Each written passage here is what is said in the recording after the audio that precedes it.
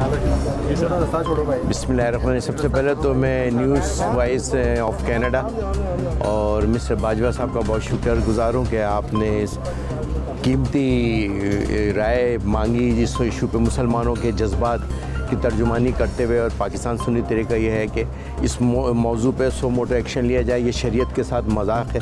उस असम्बली और कौमी असम्बली और इससे पास होना यकीनन ये मुसलमानों के लिए लम्हा फ़िक्रिया है और जिसका ज़िक्र कौम लूत की शक्ल में हमारे पास मौजूद है।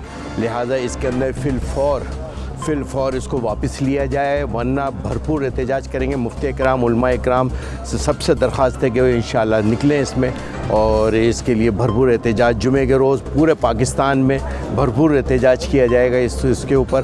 और मैं chief justice of Pakistan, chief justice of army chief से दरख्वास्त करूँगा कि ये नाजुक मौका है, ये मुसलमानों में फितना गिरी और इस साजिश की एक साजिश है, पाकिस्तान को कमज़ोर करने की साजिश है, इदारों को कमज़ोर करने की साजिश है। इसमें फ़ौरी तौर पे सुमोटो एक्शन लिया जाए और इसको करारदाद को, इस इशू को, इस आइन का जो कानून बना है, इसको वापस लिया जाए।